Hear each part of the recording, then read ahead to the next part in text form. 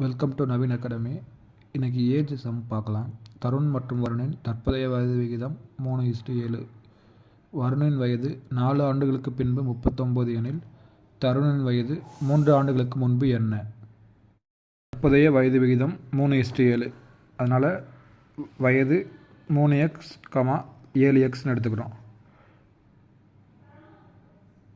வருணின் வயது 4 ஆண்டுகளுக்கு பின்பு. இதில் வருணோட வயது 7x.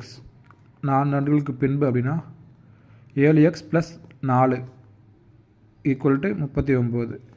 அப்போது 7x 35, x 5. இப்போ இதை வச்சு 3x தான் தருணோட வயது. 3x = 15. அப்படின்னா தருணோடைய தற்போதைய வயது 15. நமக்கு கொஸ்டின் என்ன கேட்டிருக்காங்க? 3 ஆண்டுகளுக்கு முன்பு என்ன?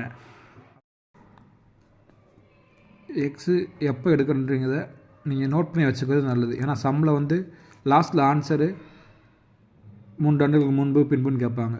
ஸோ இப்போது 3xன்றது ப்ரெசண்ட் தான், 3 ஆண்டுக்கு முன்பு கேட்டிருக்காங்க. ஸோ 15 - 3 12 தான் ஆன்சர்.